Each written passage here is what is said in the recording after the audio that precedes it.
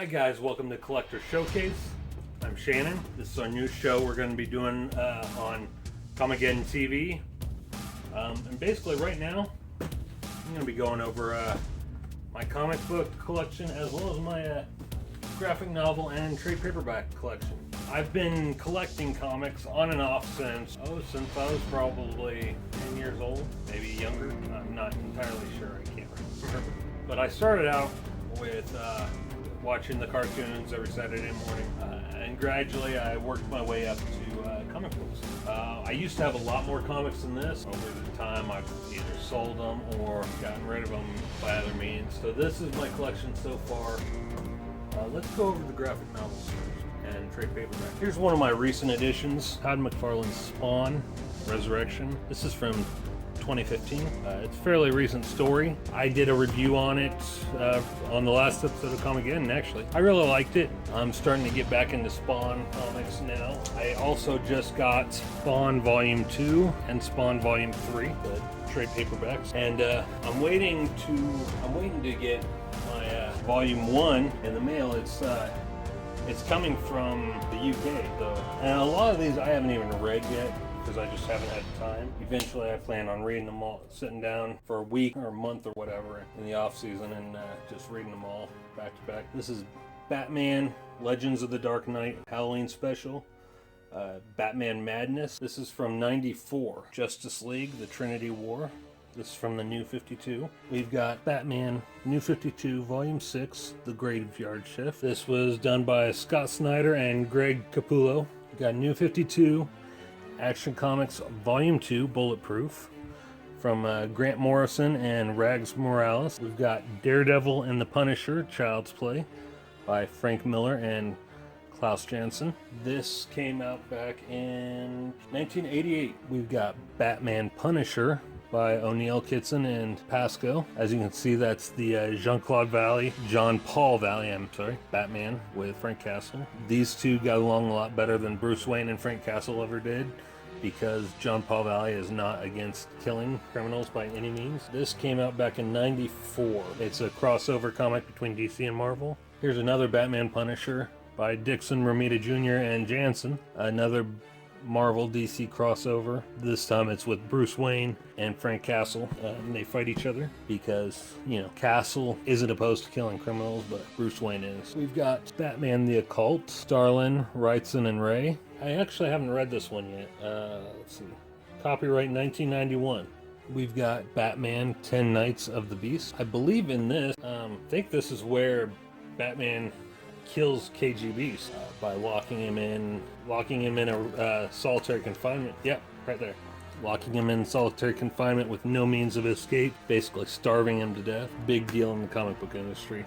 From Starlin, Perro, and DiCarlo. And this came out back in 1994. Batman the Last Angel by Eric Lustbader, Lee Moder, Scott Hanna. Once again, this is another one of those that I haven't read yet. Came out back in '94 as well. Batman '89 movie special, comic edition by Dennis O'Neil, Jerry Ordway, and Steve Orloff. That's #1. And then we've got Batman Returns, the official comic by Dennis O'Neil, Steve Irwin, Jose Luis Garcia Lopez with Tom McGraw. We've got Batman, Sword of Azrael, with certificate of authenticity, certificate number 2427. I believe this was the introduction of John Paul Valley as Azrael. I did open it, but I haven't read it yet. I broke the seal on it basically, but still got the certificate of authenticity, and it's still in near mint condition.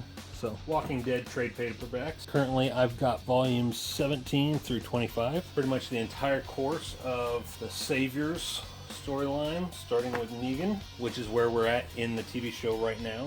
Negan was just introduced, and it goes all the way up till right before the Whisperer War, the Batman DC Comics Character Encyclopedia. Got this from Book Fair at my kid's school. Basically, just got all of Batman's allies and enemies and acquaintances. A little brief description on each of them. Pretty cool. Green Lantern, Circle of Fire. I did a review on this a few months back on Comic-Geddon. This came out back in 2000. Green Lantern Rebirth.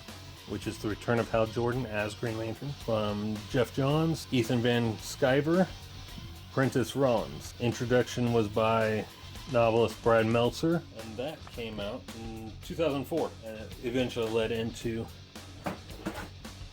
the Sinestro Corps War from Jeff Johns, Dave Gibbons, Ivan Reyes, Patrick Gleason, Ethan Van Sciver. That's Sinestro Corps War Volume 1. Then we've got Prelude to the Blackest Night, Agent Orange from Philip Tan and Jonathan Glapion and Jeff Johns. I want to say 2009. Revenge of the Green Lanterns by Jeff Johns, Carlos Pacheco, Ethan Van Sciver, and Ivan Reyes. I believe this is the one where former Green Lanterns who still bear ill will against Hal Jordan for slaughtering the Green Lantern Corps during the Emerald Twilight, kind of take him on head on. This came out in 2006. Then we've got Rage of the Red Lanterns, a Prelude to Blackest Night by Jeff Johns, Ivan Reyes, Mike McCone, and Shane Davis. I think this also came out in 2009.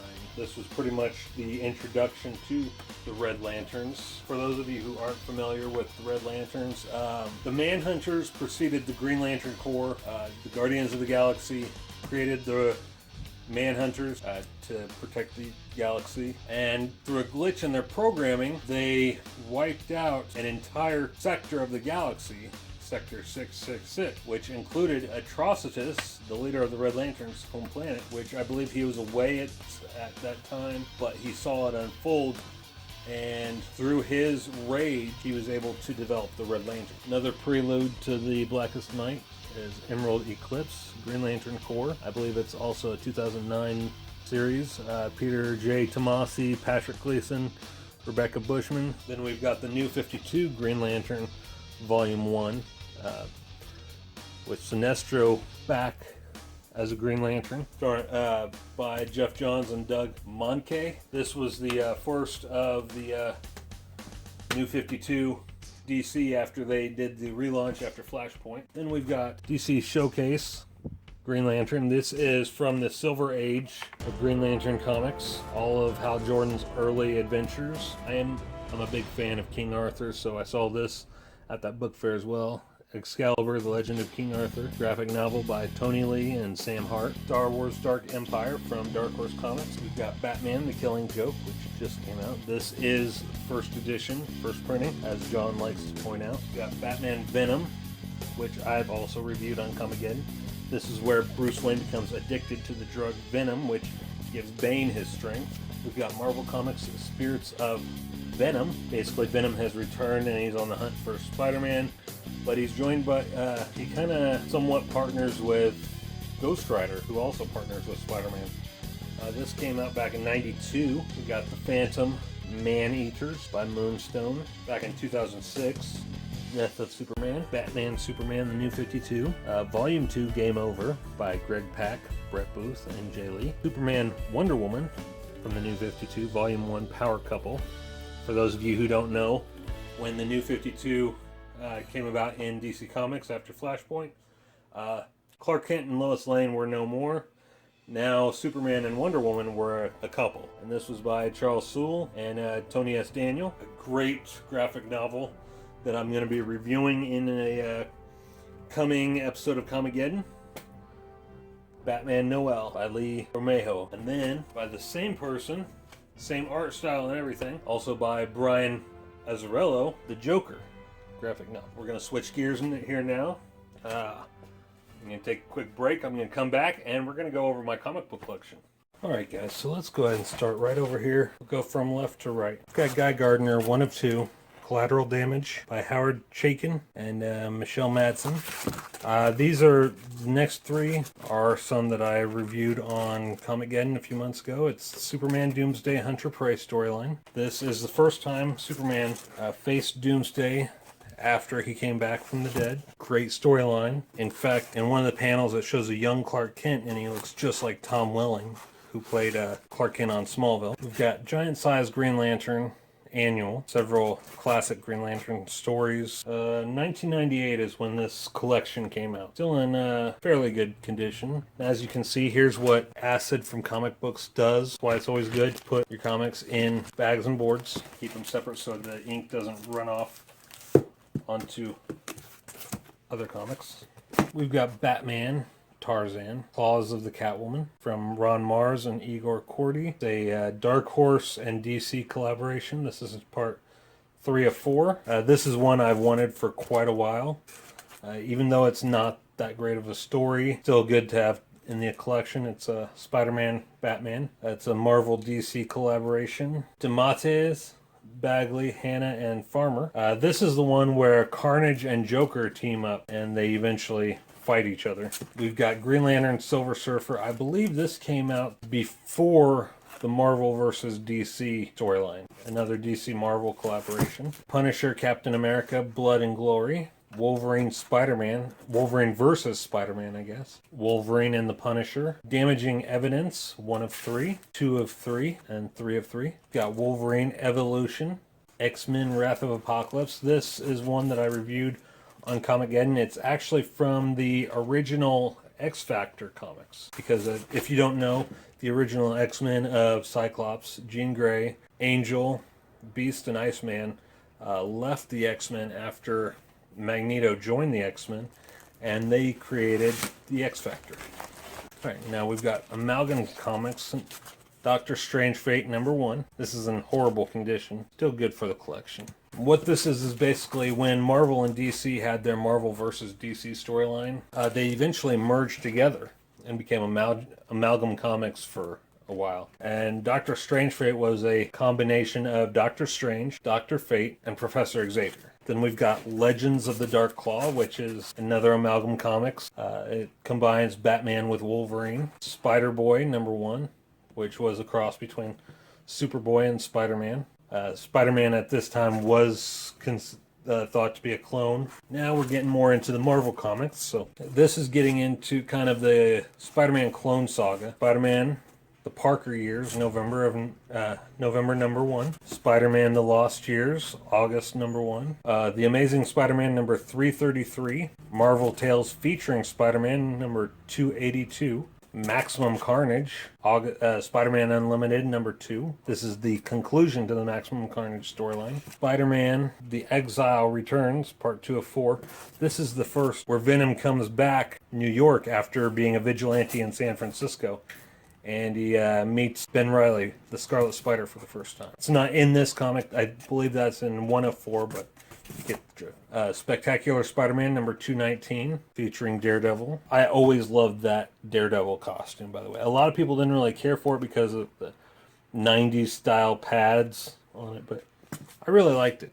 The Spider-Man Collector's Preview from December of '94. Spider-Man Web of Life, 55. February.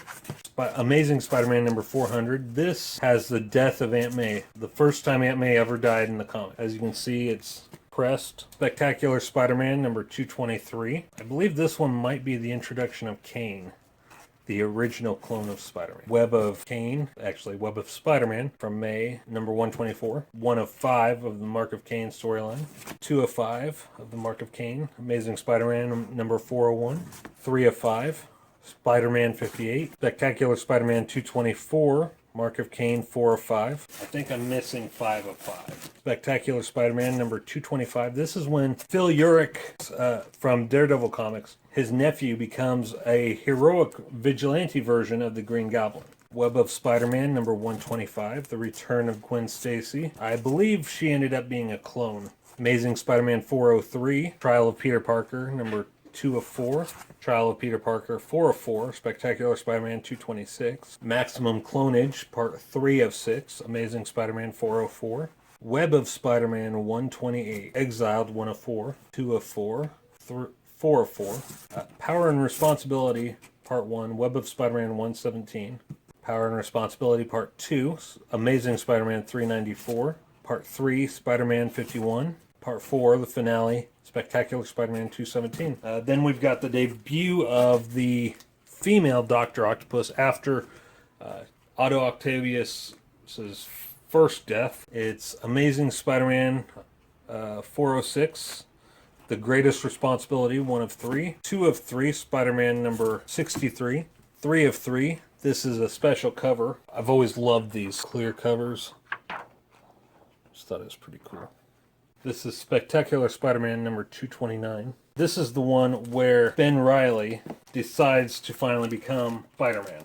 Because at the time he thought he was the original Peter Parker, but it is one big soap opera thing. This is when Ben Reilly creates his new Spider-Man costume and becomes Spider-Man. Sensational Spider-Man number 0. It's got the holographic cover. Return of Kane, part 2 of 4.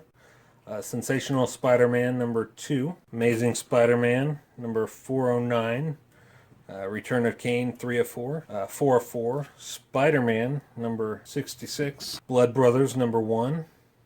Some Sensational Spider-Man number 4, Blood Brothers 2, Amazing Spider-Man 411, Blood Brothers 3, Spider-Man number 68. These are from 1996. Spectacular Spider-Man number 234, Blood Brothers 4 of 6, 5 of 6, and 6 of 6. This is the one that I won in the drawing at Geeking Out.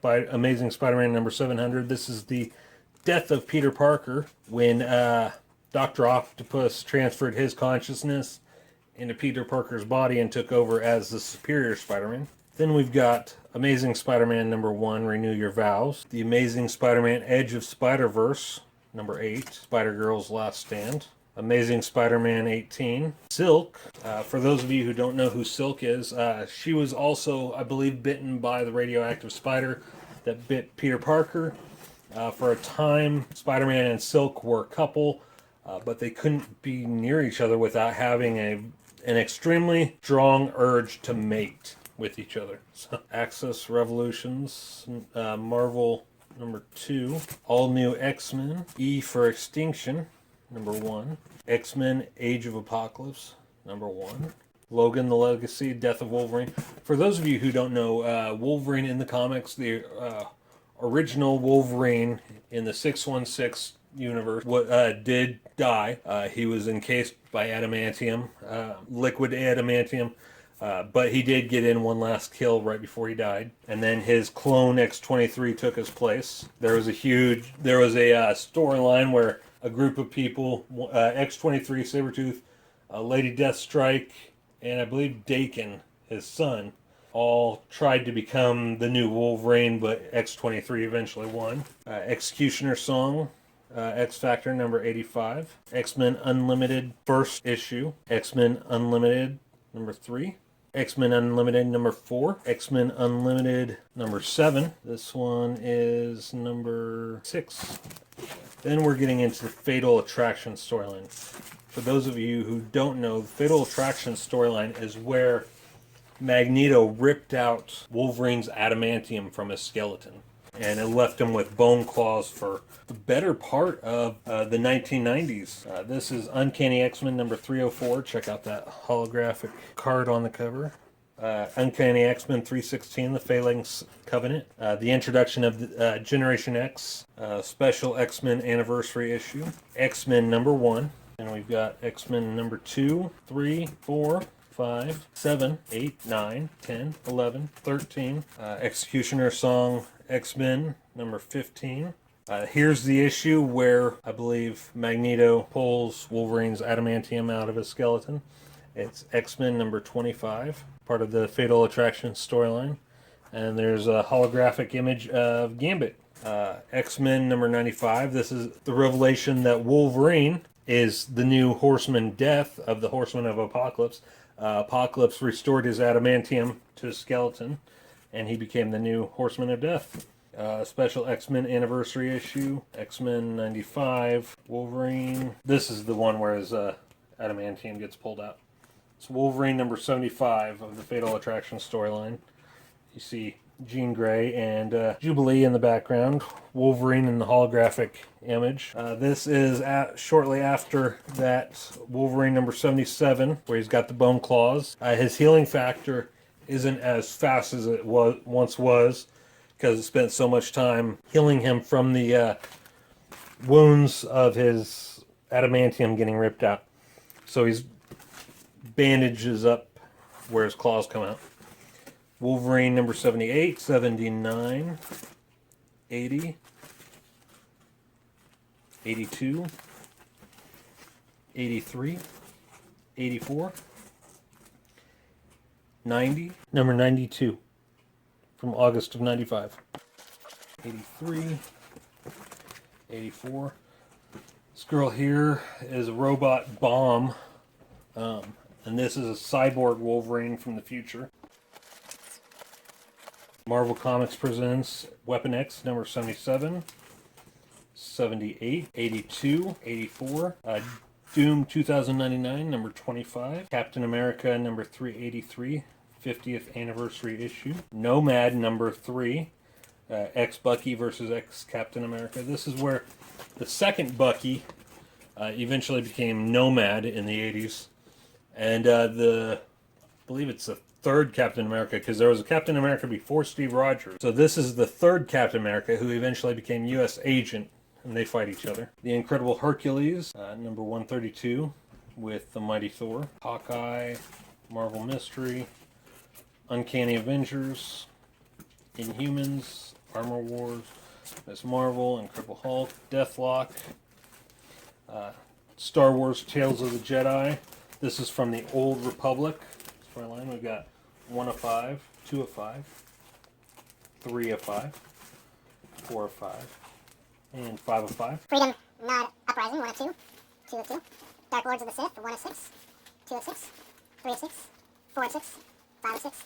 And then we got the Sith War, 1 of 6, 2, 3, 4, 5. And then Heir to the Empire, 1 of 6. Dark Empire, 4 of 6. Dark Empire 2, Hero Special. Dark Empire 2, 1 of 6. 2 of 6. 3 of 6. 4 of 6. 5 of 6. 6 of 6. Special Star Trek The Next Generation from DC Comics, number 2. You got Riker, Geordi, and Rolaren on the cover. Then we've got Star Trek The Next Generation, Intelligence Gathering from IDW Publishing, issue number 2. And then issue number 4. In this one you see Picard and Worf. And then you got Rolaren, Counselor Troy, and Dr. Crusher. Masters of the Universe, number 1, Icons of Evil, from CGE, CrossGen Publishing. Masters of the Universe, from Image Comics, number 1, cover C. Number 1, cover B. Number 2, cover B. Number 2, cover A. Number 3, cover A. Then we get IDW Publishing's Ghostbusters Infestation, cover B, number 1. Tainted Love, Displaced Aggression. Then we've got The Traveler from Stan Lee, Boom Comics, number 1. Number 2, Walking Dead, number 150. Phantom, first issue from DC Comics.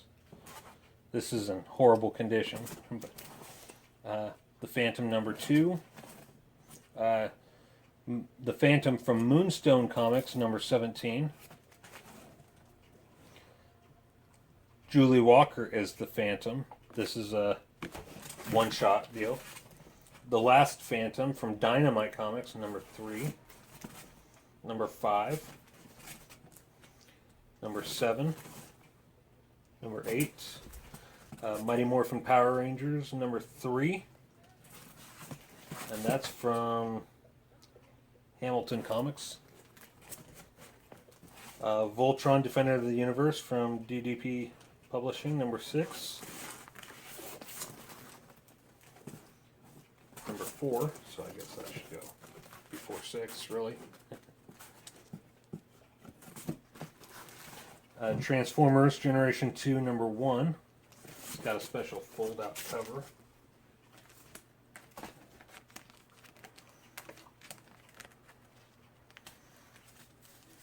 Never understood why some people put their comics in backwards.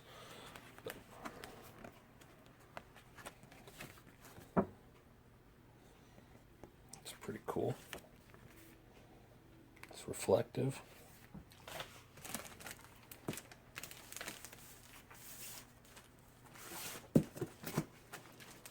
Legends of the Shield #1. When I was a kid, I had the figure of Legend of the Shield. I always called him Captain USA. Then we got EarthQuest 2 #1. This is from Impact Comics.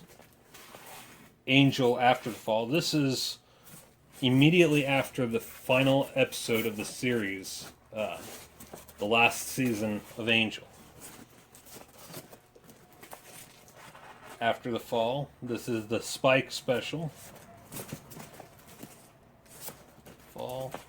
After the Fall. After the Fall.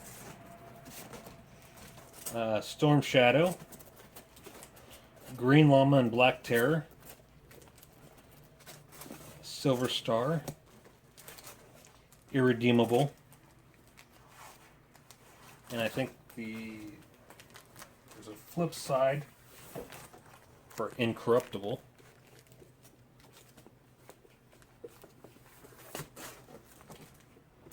Boondock Saints #1 from Infusion Comics. Boondock Saints #2. So I'm going to go ahead and end this video with that. I'll be back later and we'll go over another box. Alright everyone, we're back with some more Collector Showcase. Box #2. We've got Green Lantern Gallery, Green Lantern #2 from 2005. Secret Files and Origins #2. Secret Files and Origins #1, which should really be right there. Green Lantern Annual #7. Ghost. Ion, Guardian of the Universe #5 of 12. Green Lantern #8. JL Ape storyline.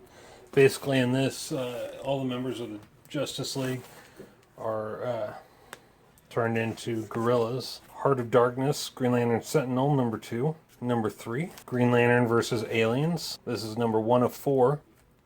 It's a Dark Horse and DC Comics crossover.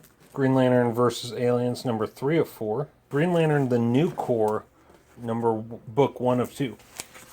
Basically in this, Kyle Rayner, who is the galaxy's only Green Lantern at this point, decides to travel across the galaxy to find others he feels are worthy to be Green Lanterns, so that to try and rebuild the Corps after Emerald Twilight.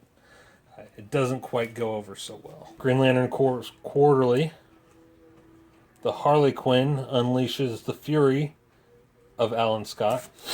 Originally, Harley Quinn was a completely different character who was an enemy of Alan Scott. For those of you who don't know, Alan Scott was the Golden Age Green Lantern. He was the original Green Lantern. And he eventually became known as Sentinel. Blackest Night Wonder Woman, #2 of 3. #3 of 3. Blackest Night Adventure Comics, #7. Blackest Night Black Lantern Green Arrow, #30. Blackest Night Batman, #3 of 3. So Blackest Night Batman, #3 of 3. Blackest Night Superman, first issue. Blackest Night Titans, 3 of 3. For those of you who aren't familiar with the Blackest Night storyline, it was a cross-title crossover for DC Comics shortly before the Flashpoint and before New 52.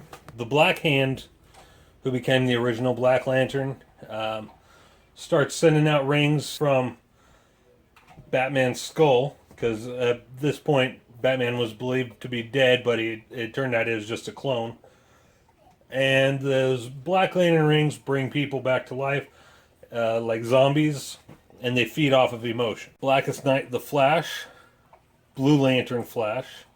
This is part of the return of Barry Allen. I believe he died in Crisis on Infinite Earths in the 80s, and he later Wally West took over for him. So throughout the 90s, the majority of the issues of Flash you might see, it's not Barry Allen, it's Wally West. Prelude to the Blackest Night, Green Lantern versus Agent Orange, 41, 42, 43, 44, 45. I have to say the Blackest Night and the Brightest Day crossovers did have probably some of the best covers in Green Lantern comic history. There's 46. 47, this was the return of Abin Sur as a Black Lantern. Abin Sur was the alien Green Lantern who crashed on Earth, who left his ring to Hal Jordan. It was later revealed that Abin Sur founded the Indigo Lanterns. Blackest Night, Green Lantern number 48, the Blue Lantern Corps.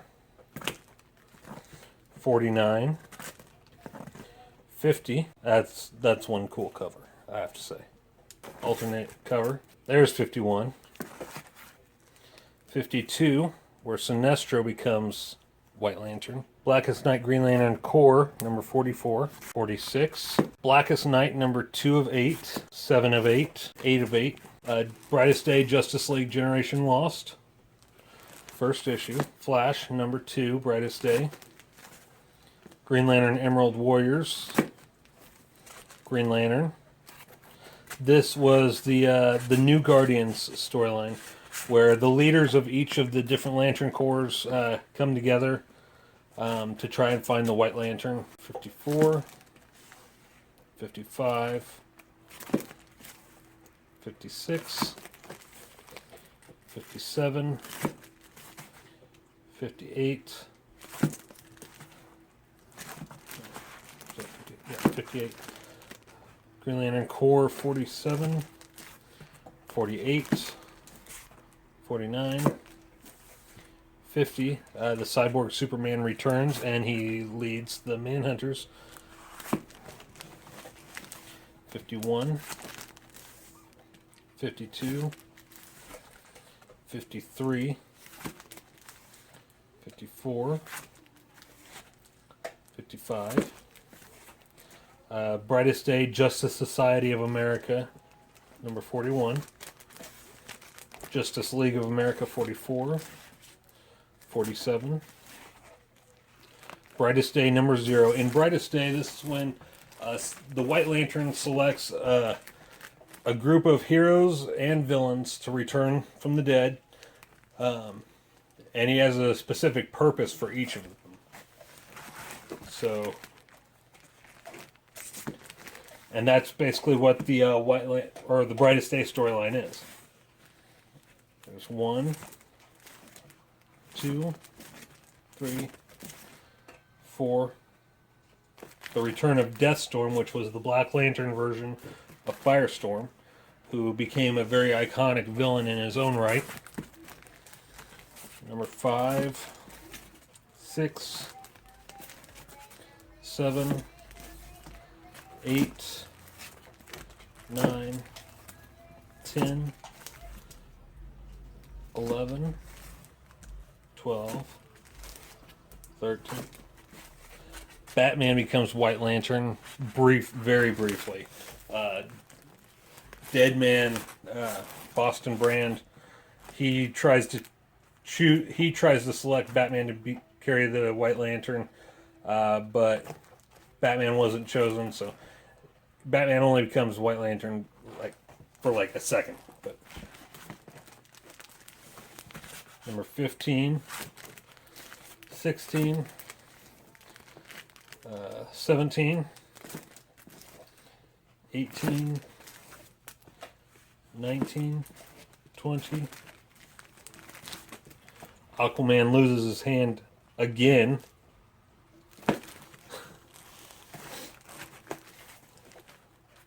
21, 22.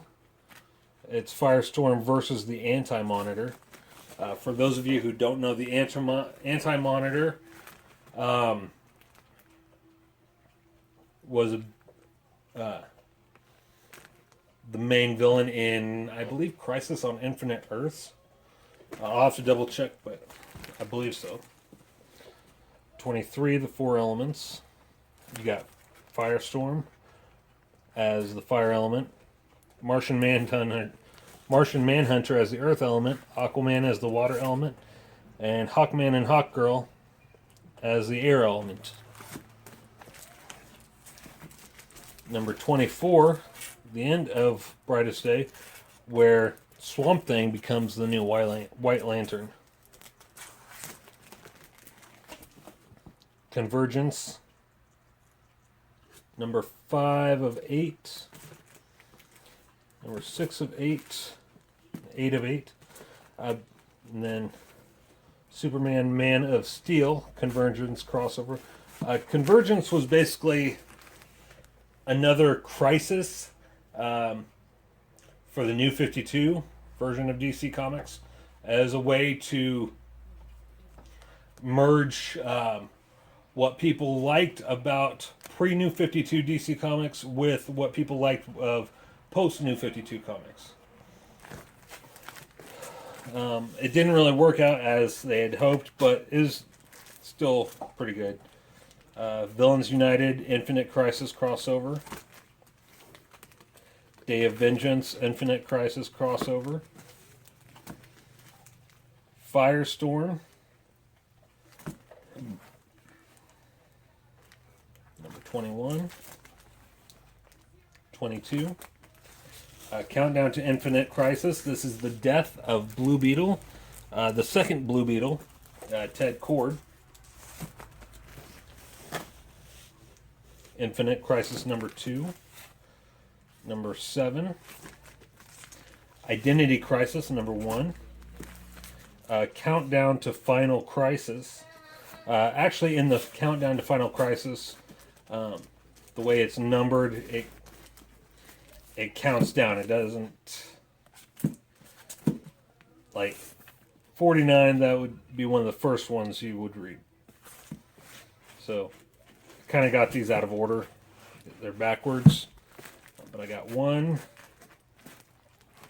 15, 21, 22, 25, 28, 30, 31, 32, 33, 34, 35, 36, 37, 38, 39, 40, 42, 43, 45, 46, 48, 49.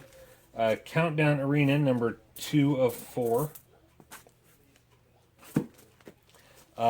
52 weeks later, it was the original 52 for DC Comics. It was 1 year after, it takes place right after, I believe, Infinite Crisis. And this was the 52 weeks in between Infinite Crisis and 1 year later.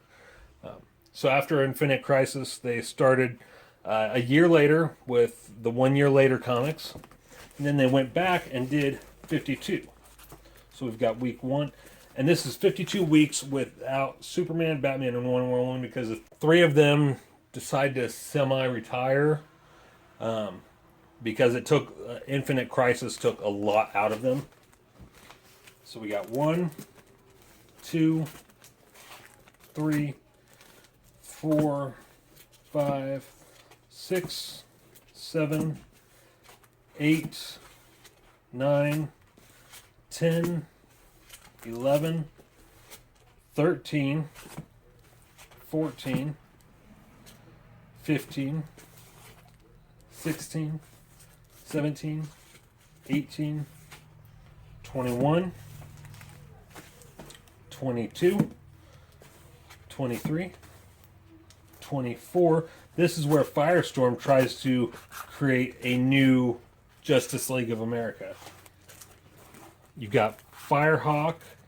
You got, I believe she was one of the Metal Men, but I'm not sure. And then he eventually becomes one of the Supermen of America at the end of Superman Grounded storyline.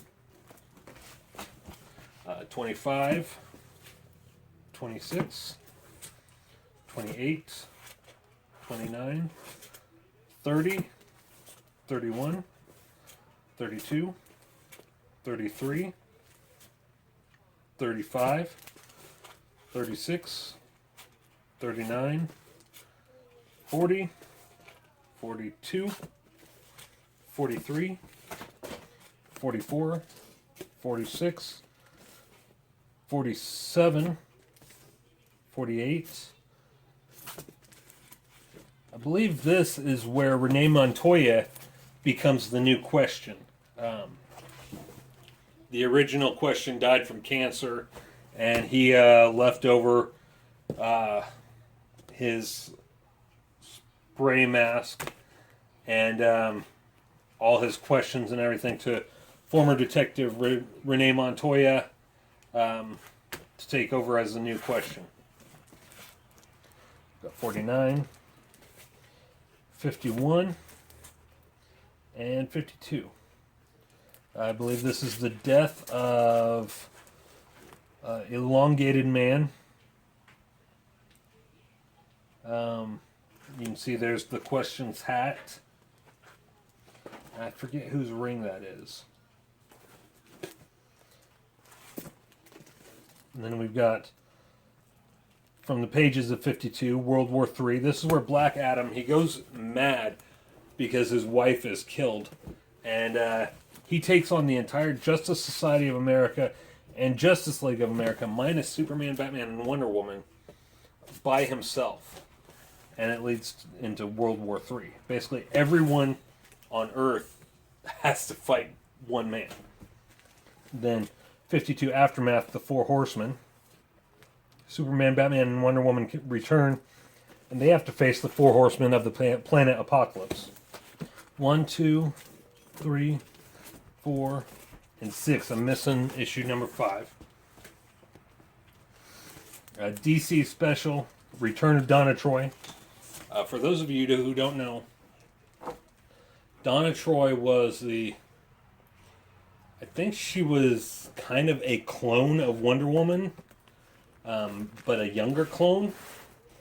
She was still created by out of sand by Zeus and Hippolyta.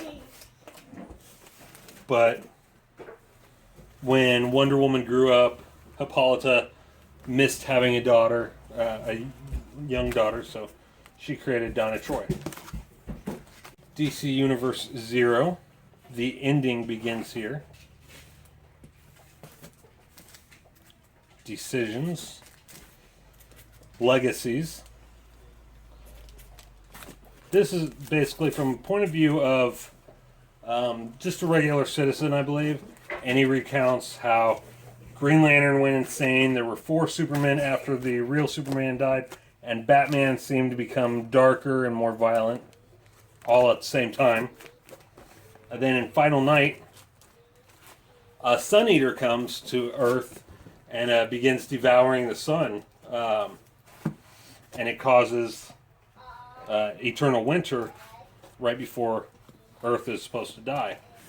And it leads into Hal Jordan, the Green Lantern, former Green Lantern, now Parallax, the villain Parallax. He redeems himself by using up his power to reignite the sun and saving the Earth. And that leads into Day of Judgment storyline, where eventually Hal Jordan becomes the new Spectre, which is the hand of God. We've got World Without Flash, number 100.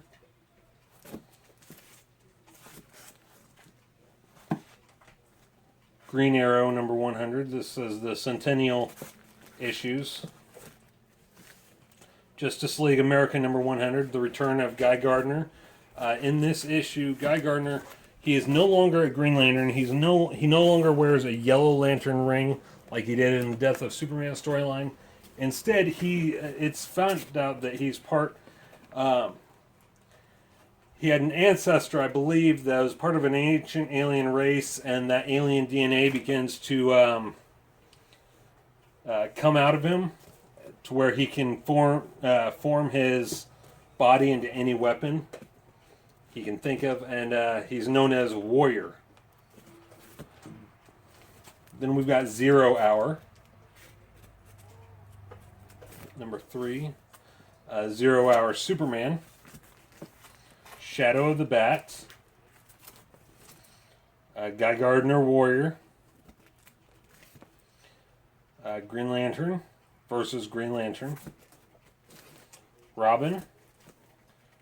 Flash. Green Lantern. Guy Gardner Warrior, Green Arrow. This is where I believe Connor Hawke becomes the Green Arrow. For those of you who aren't familiar with Connor Hawke, Connor Hawke is the illegitimate son of Oliver Queen. Oliver Queen died, I believe, and Connor Hawke eventually became the new Green Arrow. 0 Hour, Legends of the Dark Knight, Shadow of the Bat, Batman, Wonder Woman, Superman, Man of Steel, Superman, Adventures of Superman, Superman in Action Comics. This is where Superman fights Conduit. Conduit was once a friend of Superman's, or of Clark Kent's. He discovered that Superman was Clark Kent, and Superman refused to get him a cure for something or other, because it would have done more harm than good. So Conduit developed this suit with kryptonite tentacles to be able to kill Superman. Year 1 Flash. This comes after 0 Hour, I believe. I could be wrong, but Year 1 Green Lantern. This is weird because it has in the issue the origins of the Hal Jordan and Kyle Rayner are mixed up. So you have Hal Jordan in the Kyle Rayner costume. You can tell it's Hal Jordan by the gray in the side of his hair. And Kyle Rayner's in Hal Jordan's costume.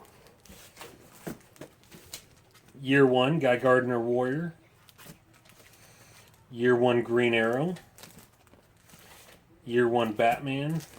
Justice League America. This is an Elseworlds title. Batman, Legends of the Dark Knight, Citizen Wayne. Another Elseworlds title, Annual 1996, Green Lantern.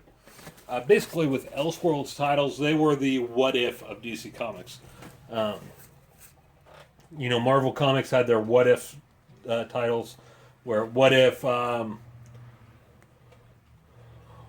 Spider-Man had killed the burglar? What if Hulk could wield the hammer of Thor? This was similar to that. It takes place centuries into the future. It's part of the Legends of Dead Earth storyline. In different titles, in this one, the Superman from the main Earth, he's still around, but he's a computer program that can't die. And he imbues ordinary humans with one of his powers. So, like, you have one guy who's super strong, one guy who can fly, one guy who's super fast, one guy who has heat vision, and so on. And the real Superman actually becomes the villain, because they know he can't kill himself or delete himself. He knows that in order for him to finally rest in peace, he has to be deleted. His program has to be deleted. And no one will actually do that unless he turns on them. So that's what that storyline is about. Robin, Legends of Dead Earth. This is kind of along the lines of Logan's Run, where it's in a distant future where when people reach a certain age, they're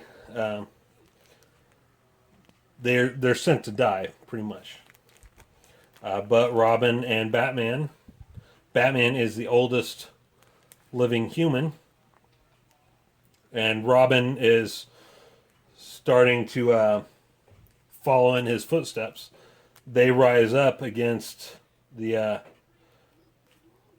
establishment, pretty much, just like in Logan's Run. Tangent Comics, Superman's Reign. Then we've got Green Lantern, Green Arrow, number 101. Green Lantern, Green Arrow, number 114. Number 77 from, this is a different volume, so the numbering is a little wacky. But this is Kyle Rayner as Green Lantern instead of Hal Jordan, and Connor Hawke as Green Arrow instead of Oliver Queen. Number 92. Number 136. And this is Hal Jordan Green Lantern with Connor Hawke Green Arrow. Then you've got Green Lantern plus the Ray, two of my favorite superheroes. And they got to fight Dr. Polaris. Green Lantern Plastic Man one-shot. Green Lantern 80-page giant issue number 1 from December of 98. You can see it's got Hal Jordan stories, Kyle Rayner story, Sentinel Alan Scott story, John Stewart, and Guy Gardner Warrior. Green Lantern 80-page giant team-ups from A to Z, number 2. Green Lantern Flash Faster Friends. Free Comic Book Day number 1, Superman Batman. Superman Batman number 8.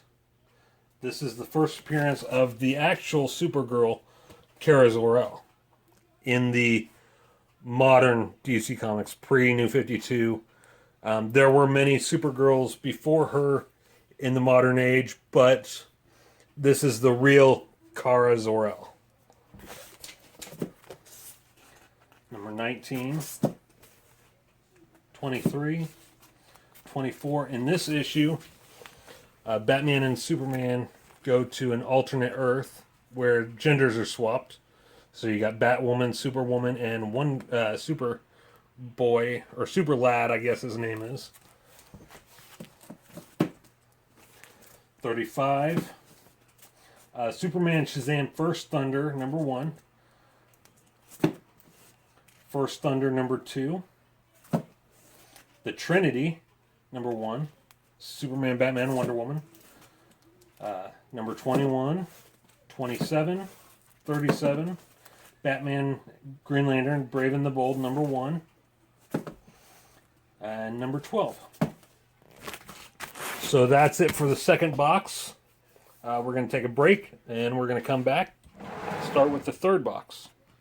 Alright guys, welcome back. Here we are at the third box. This box starts, I just kind of dropped these in there, new comics. You know, Justice League, this is from DC Comics Rebirth, Justice League number 1.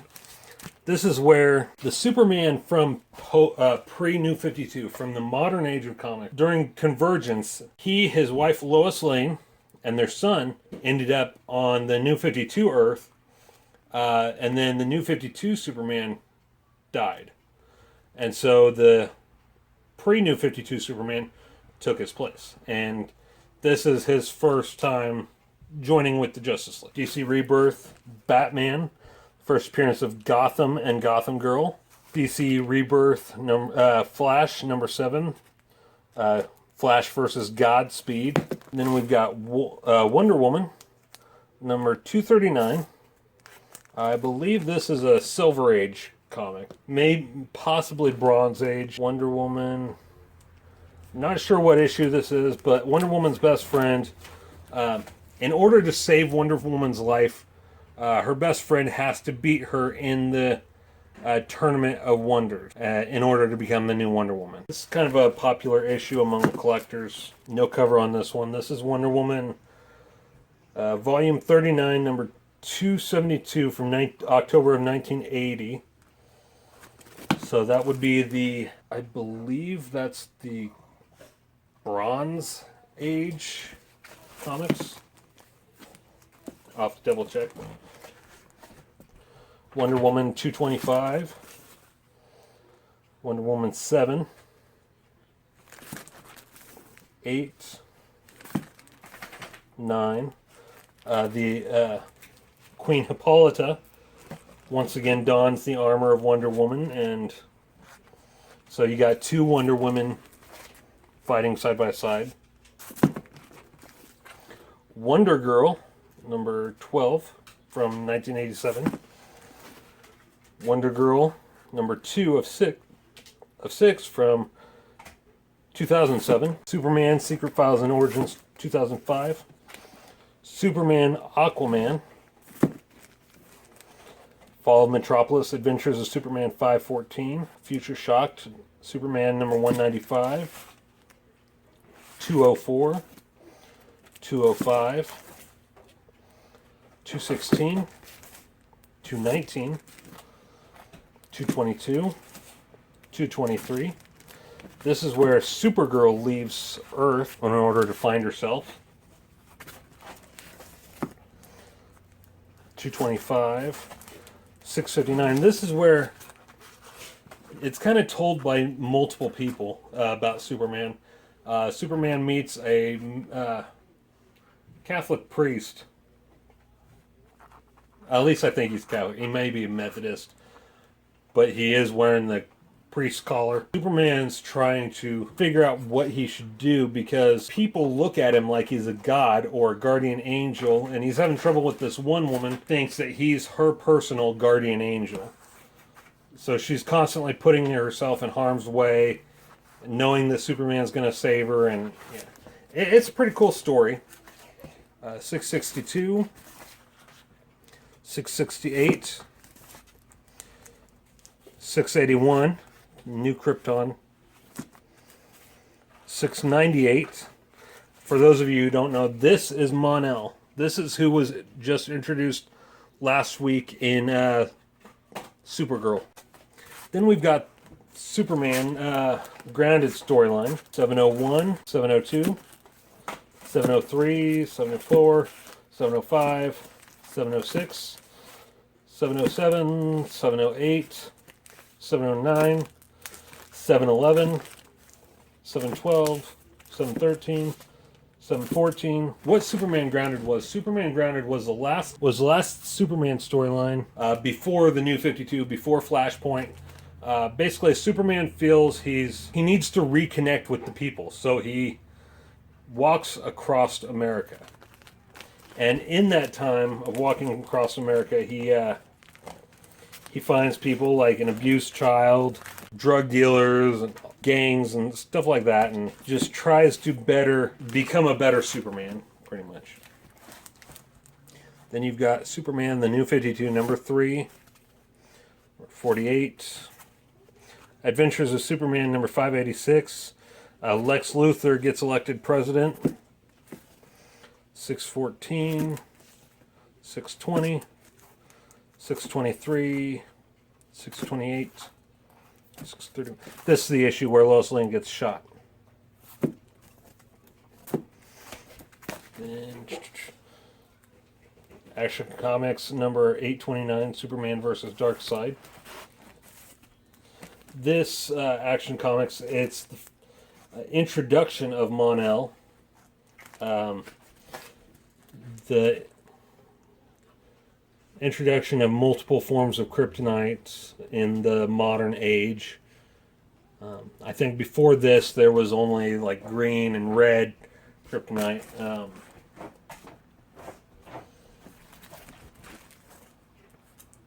840, 841,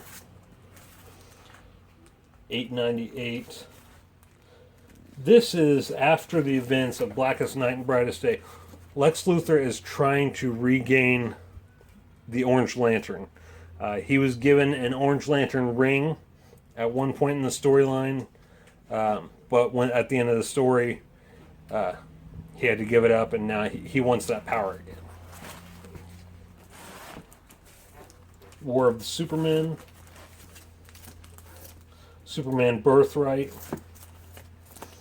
This is basically an alternate readaptation of Superman's origin. The first appearance of Outburst, which is one of my favorite heroes. Superman number 141.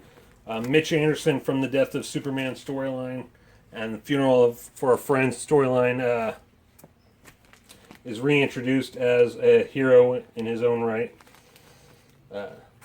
in the pages of number 141. and he leads the team of the Supermen of America. Let's see here.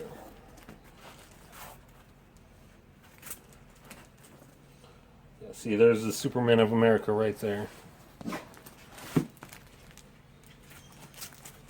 There's better. And we've got Death of Superman. This is third printing. Funeral for a Friend. Superman the White Bag copy. I have multiple copies of this. One that's never been opened, still in the white bag, and one that's been opened. Of issue number 500 of The Adventures of Superman. This is where Superman, after he dies, he goes to the afterlife and comes across Pa Kent, who had just died from or had just had a heart attack, and one of those deals. In fact, that's the issue there. Then we've got the Reign of the Superman storyline. We have the Eradicator Superman. That's the Superman with the visor over his eyes. Steel. The Cyborg Superman, Hank Henshaw. And Superboy. And then during the whole Reign of Superman storyline, you got these issues. And it all comes to a head in this. This is also the issue that it leads directly into Emerald Twilight, where Hal Jordan's city of Coast City gets destroyed by the Cyborg Henshaw and Mongol and Massacre. He ends up going crazy because of it. So this issue right here is what leads directly into that. Issue 505. This is the first issue after Superman comes back from death. This is the issue, Superman versus Superboy. Superman is served with a cease and desist order because after he died, Superboy claimed rights to the Superman name, and one of those deals. Night's End. This is after Batman gets his back broken by Bane, and John Paul Valley takes over as Batman. And then eventually Batman heals his back, and he comes back and takes up the mantle of the Bats again.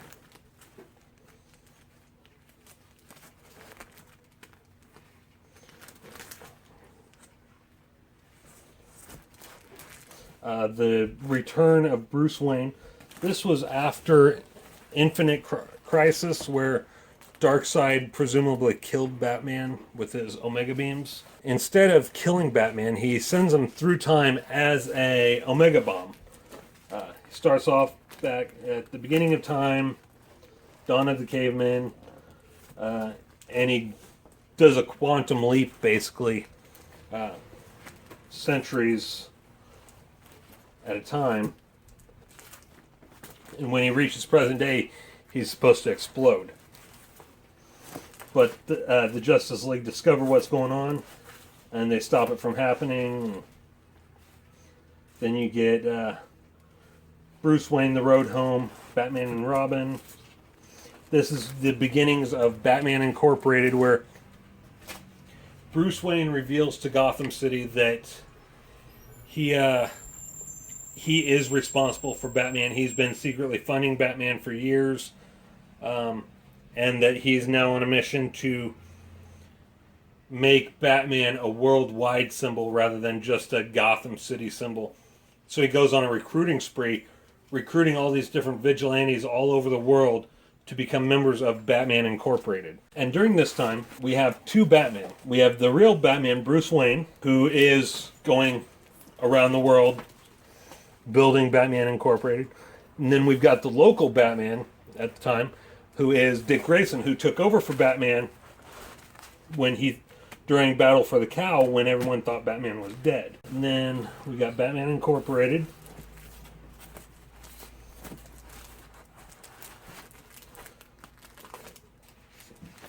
Leviathan Strikes, Batwoman, Batman Odyssey, Blood of the Demon, Robin. This is the Tim Drake Robin. I used to have the first appearance of Tim Drake as Robin, but I sold it off back when I was starting to get out of comics because I just didn't have the room anymore.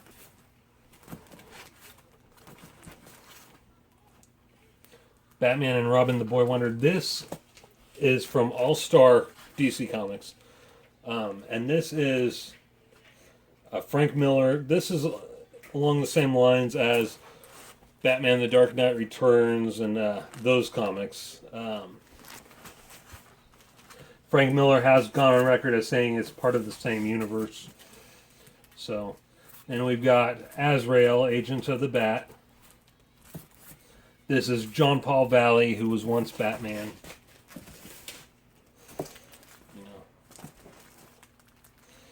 He ends up donning his red Batman style armor, red and gold. Then we got Nightwing Year One.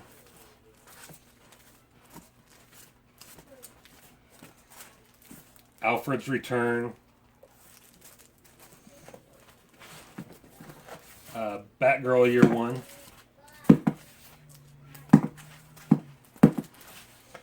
Red Robin versus Robin. That Robin is Damian Wayne, the illegitimate son of Bruce Wayne, and Talia al Ghul, the daughter of Ra's al Ghul.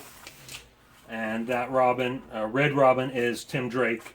He took on the mantle of Red Robin because he feels he failed as a Robin because he was the only Robin who was around when Batman supposedly died. Batman Beyond, number 2, 3, 4, 5, and 6. This is the return of Hush in Batman Beyond. But it's not the actual Hush. It's actually, I believe, a clone of Dick Grayson. And then Batman Beyond number 1 from the New 52, I believe. Batman Beyond versus Justice League Beyond.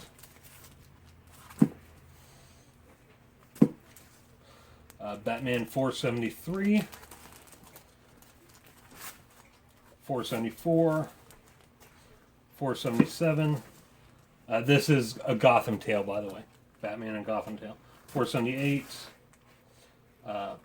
Batman 480, 481, 482, 483, 484, 458. I don't know why it's back there. 459, 460, 461, 462, 463, 464, 466, 467, 469, 470, 471, 472, 470, Batman number 365, Batman number 46. This was the end of Jim Gordon as Batman. Bruce Wayne regained his memories and became Batman once more. This is in the New 52. Before Convergence, I wasn't really too fond of Jim Gordon as Batman. I'm sure it was probably an alright story, I just didn't really give it a chance. This is the only issue from that storyline I picked up. So, Detective Comics 639, 640, 45. This is when the Jim Gordon Batman joins the Justice League. Superman is depowered at the time. Shadow of the Bat, number 6. I love the artwork, the art style on the Shadow of the Bat comics. Look at how slick that looks.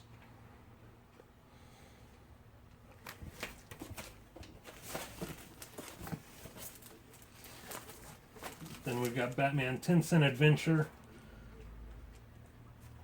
This is the first appearance of, can't remember her name now, but it's the first appearance of one of his new sidekicks. Batman Legends of the Dark Knight, first new solo Batman book since 1940. Shaman.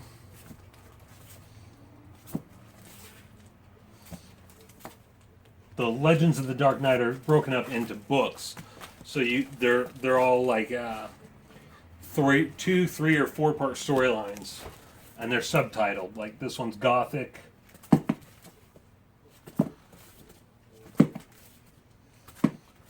That's also where Batman Venom came from, was Legends of the Dark Knight. This one's Faith.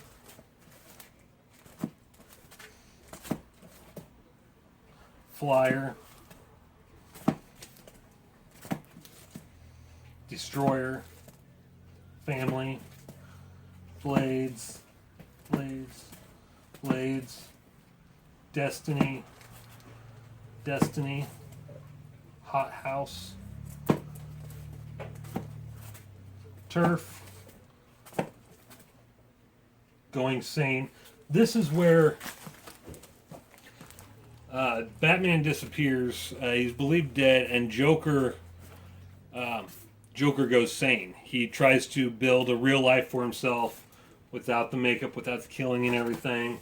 And then eventually it's revealed that Batman's back, and Joker returns as well. He in the comic he goes by Joe Kerr, and he ends up getting engaged and all this stuff. So. Gotham Knights. So that's it for box number 3. We will be back shortly with box number 4. Alright guys, so now we're getting into my Green Lantern collection. We've got New 52, Green Lantern, The New Guardians, number 2, Green Lantern Corps Recharge, number 1, number 2, number 3, number 4, number 5, Green Lantern Corps Sins of the Star Sapphire, number 30, Green Lantern Corps 56, 58,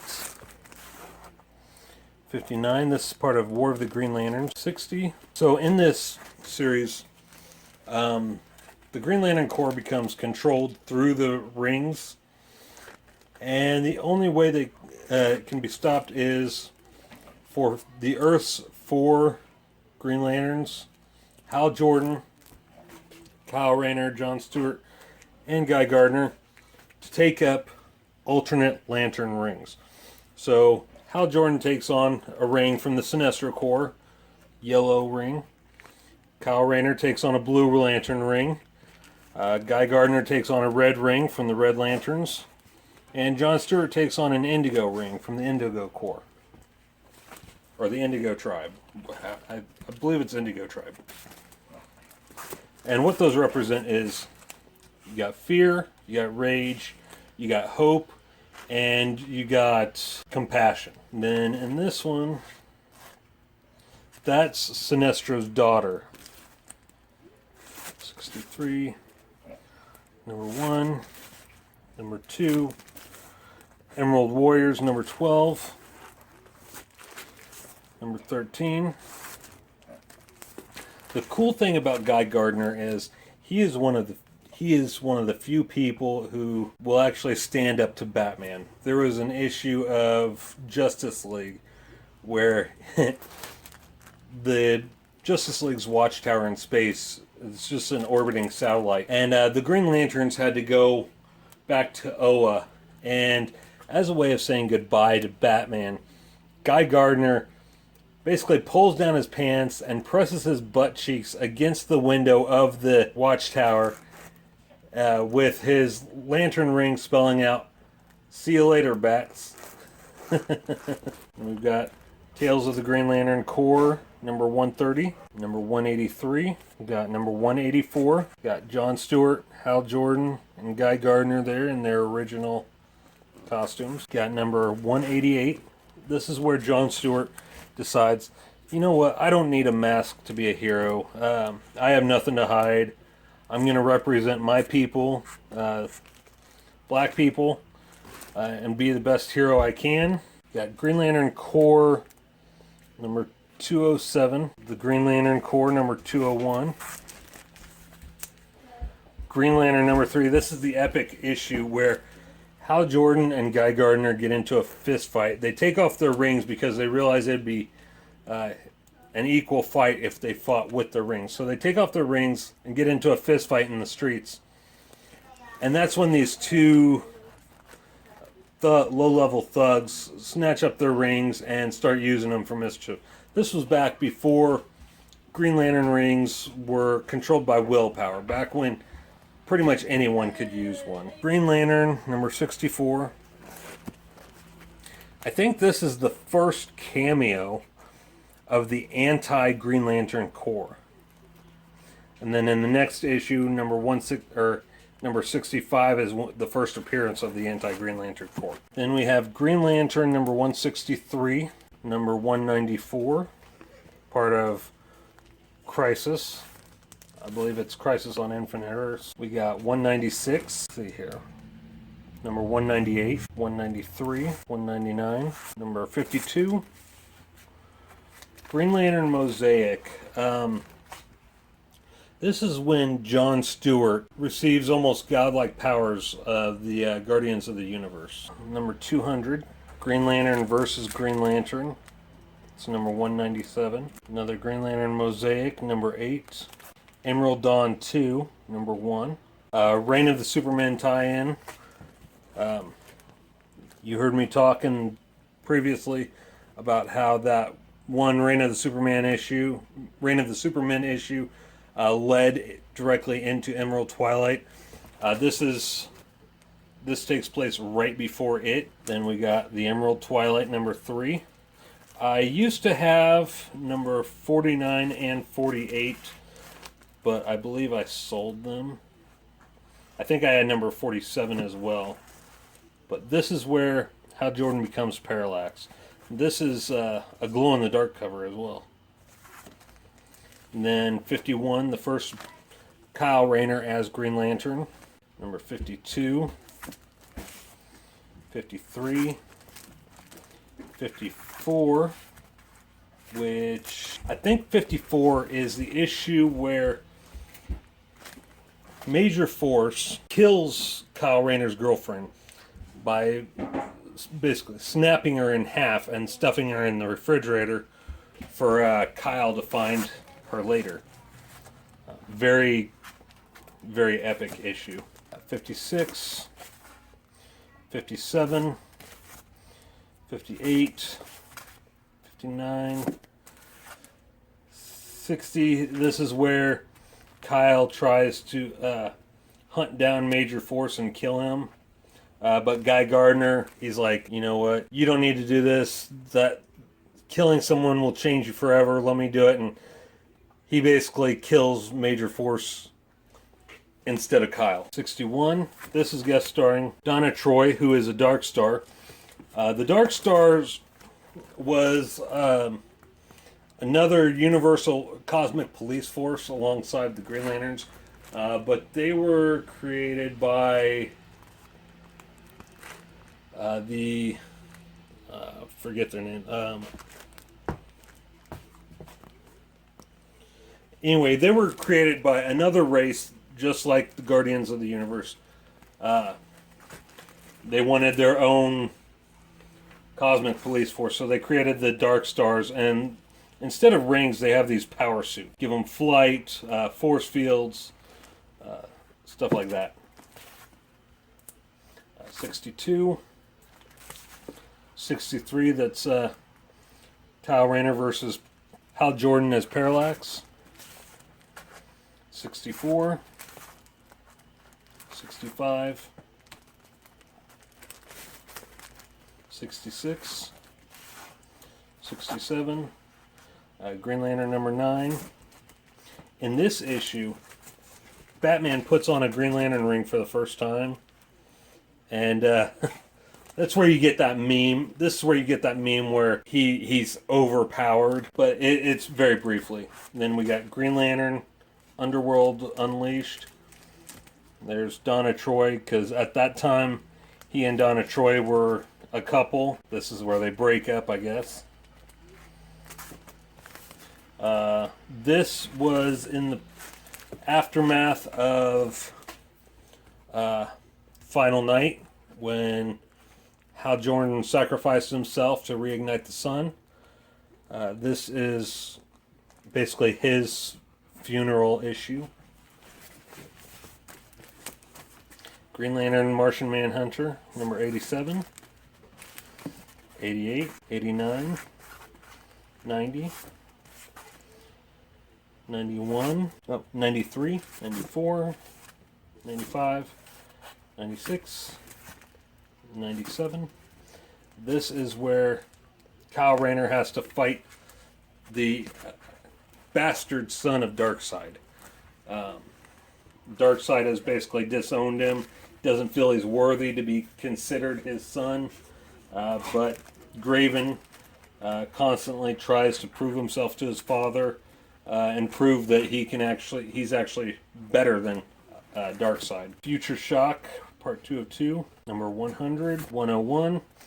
This is a time travel issue where Hal Jordan from the past comes to the present and discovers what he did as Parallax and during Emerald Twilight. And this is 102, 104, 105, 106.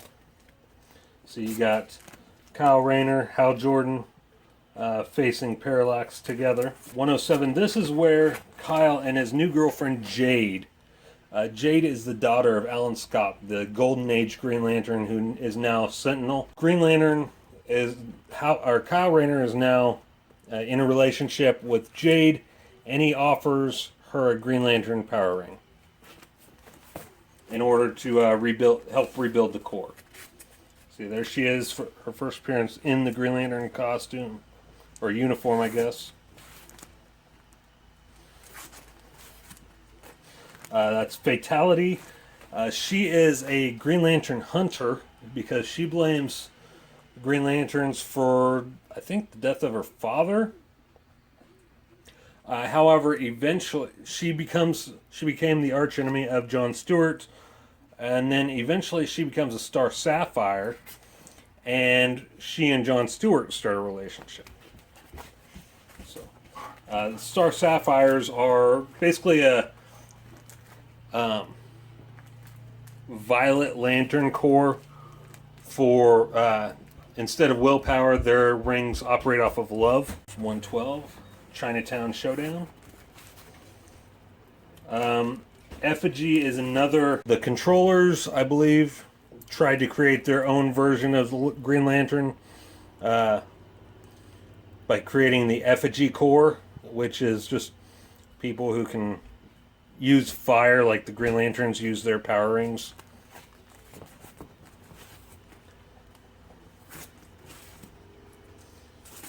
Let's see here. Green Lantern Plastic Man stretched to the limits. Guest starring Booster Gold. Hunted. You heard me mention the Manhunters earlier. That's one of the Manhunters right there. Part of the Day of Judgment tie-in. See, Donna Troy is back, and the cover leads more into it than really the issue depicts. We got Green Lantern number 119. I believe this is the first appearance of Hal Jordan as the Spectre. As revealed to other heroes in the DC Universe. I believe he did have his own title before this, but this is the first time he reveals himself to another hero. Number 120, 121, 122, 23, 124, 125, 26. Killer Frost. If you guys watched the Flash TV show on the CW, Caitlin, she's turning into Killer Frost now. So.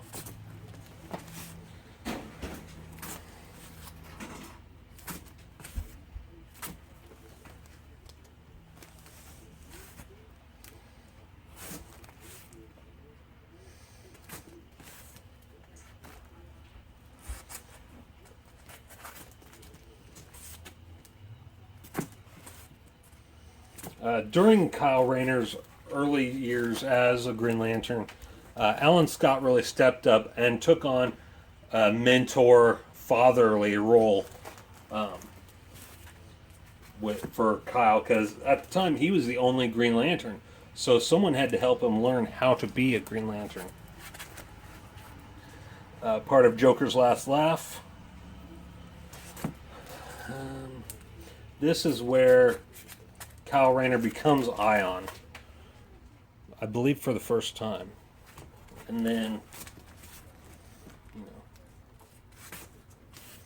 Green Lantern No More. This is where he actually changes his name from Green Lantern to Ion, which Ion is the entity of will. He's like a god-like entity, the embodiment of willpower. And one of the first things Kyle Rayner does is, at the time, John Stewart was paralyzed from the waist down. Kyle Rayner actually heals John and offers him power ring. In this issue is great. One of my favorite issues. There's a cool line in there from Superman to Ion. Because Ion is, he's basically a godlike being right now. And he's going all over the universe, protecting planets forcibly. Like, one planet is that Civil War, and he makes it so if anyone pulls a weapon or whatever, immediately that weapon will turn into, like, a banana or something like that. And Superman's like, it's our job. It's not our job to live these people's lives for them. It's our job to show them how to live life better, how to provide for themselves. Because he also goes about fertilizing unfertile land and just more or less becoming God. So it's a really good issue.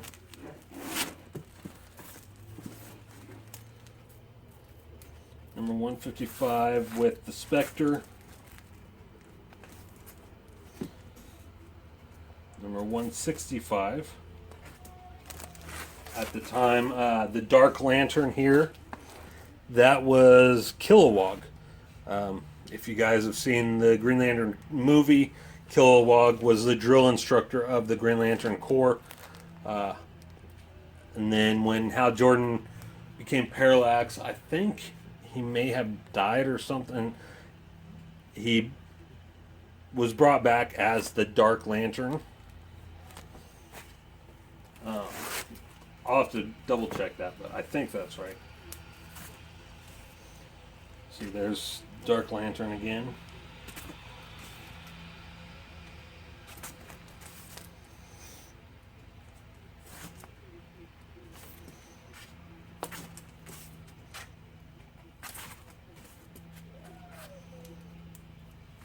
Part of Brightest Day. In this one, Parallax, which is the fear entity. Ion was the will entity. Parallax is the fear entity. Godlike powers, it merges with Barry Allen, the Flash. I think it's Barry Allen. No, I think that one might be Wally West. Could be wrong, but just by judging from the uniform on the Flash, I think it might be Wally West. Because Barry Allen had a slightly different uniform. He had, you know, the wings up here, and then he had a solid lightning belt rather than two bolts coming together. But anyway, Parallax possesses the Flash, the Butcher, which was the Rage entity, possesses someone. War of the Green Lantern Aftermath.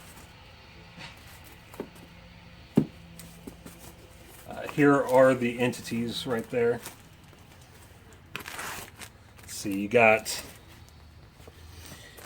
Parallax, you got the Butcher, you got Proselyte, Ion, Adara, Predator, and Ophidian. So you got Fear, Rage, Compassion, Will, Hope, Love, and Greed.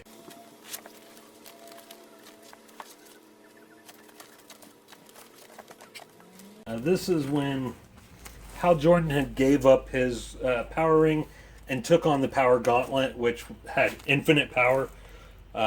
Same willpower, operated off of willpower, just like the power ring, but it didn't need to be recharged. He became a renegade from the Green Lantern Corps in order to save the Green Lantern Corps. There's Guy Gardner with his yellow power ring. During this time, Guy Gardner had more of an attitude, more of a rebellious nature, because he was using a yellow Fear power ring. Guy Gardner Warrior. Guy Gardner versus Parallax. The Ray. Really great superhero. Infinity Incorporated. You have John Stewart and his niece Natasha, or not John Stewart, but John Henry Irons and his niece Natasha Irons, she was the female Steel. Then she became Vaporlock, and now I believe she's Starlight or something like that. Starburst. Flash, rest in peace.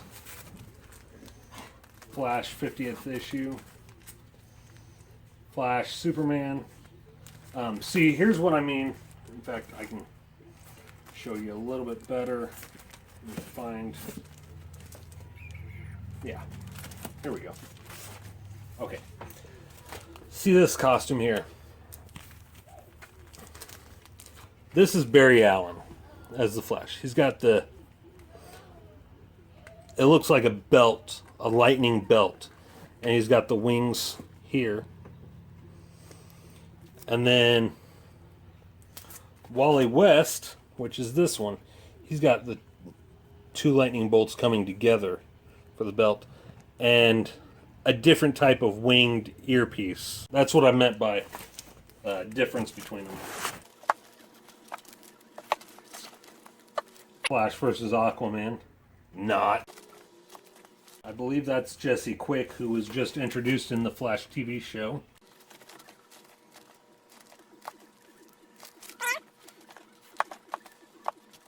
This was when Hal Jordan was Parallax.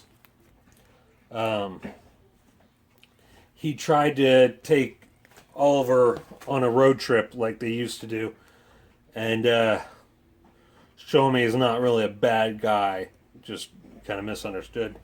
And Oliver doesn't really want anything to do with him. You know, he's like, my friend died, all this other crap. So it was really a punch to the gut for Hal Jordan. And there's Oliver Queen fighting side by side with his son, Connor Hawke, both Green Arrows. Then we get into Firestorm. This is the first issue of Firestorm. And this was Ronnie Raymond and Professor Martin Stein as Firestorm. And then you get into Jason Roosh as Firestorm by himself, and eventually he merges with Professor Martin Stein, and becomes a new Firestorm, and that's where they kind of got that from in the Flash TV series and Arrow and all that. But and then eventually in the New 52, well, during Brightest Day there were 2 Firestorms. Ronnie Raymond was brought back to life, and Jason Roosh was a Firestorm. And at the beginning of the New 52, they were 2 separate Firestorms. One was red, one was yellow, and they can merge together to create like a Hulk-like creature called the Fury. So, which, see, there's Jason Roosh there, and I believe that's, I don't think it's Ronnie Raymond. I think that might be Martin Stein, but I'm not sure.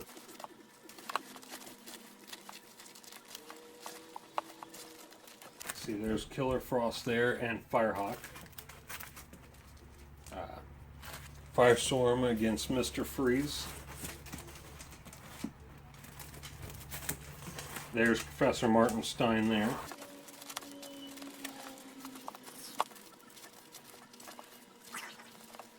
See, that is, this is from the New 52. That is the Fury.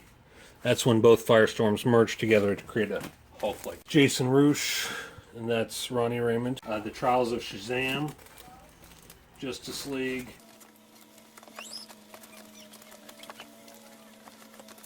This is the first appearance of Nightwing. Dick Grayson as Nightwing. I believe it's the second appearance of Deathstroke the Punisher, which is where Deadpool got his origins from. In this issue, Connor Kent, Superboy, reveals that he doesn't have a soul.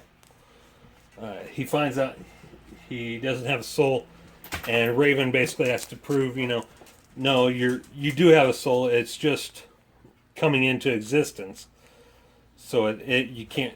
You're creating it with everything you do.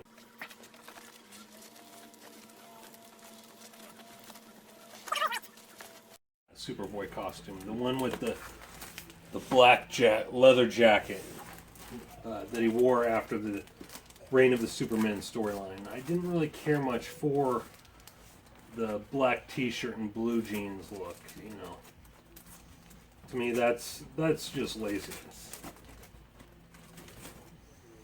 And then I didn't really care for the New 52 look on Superboy either, which I would like to know what they're doing with Connor Kent now that I think it's Chris, Lois and Clark's son is the new Superboy.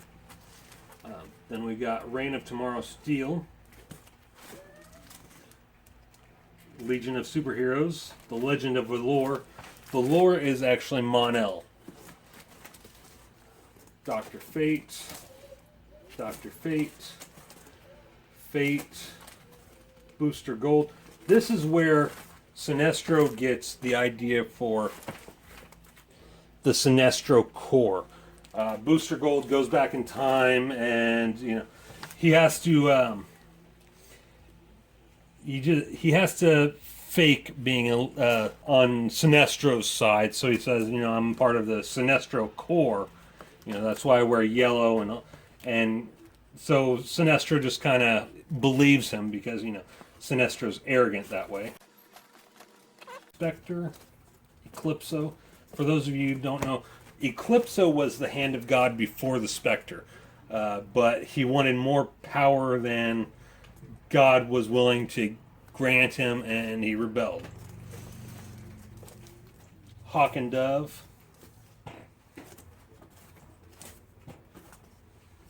And that does it for the collection. So, yeah, maybe next time I'll go over my action figure collection.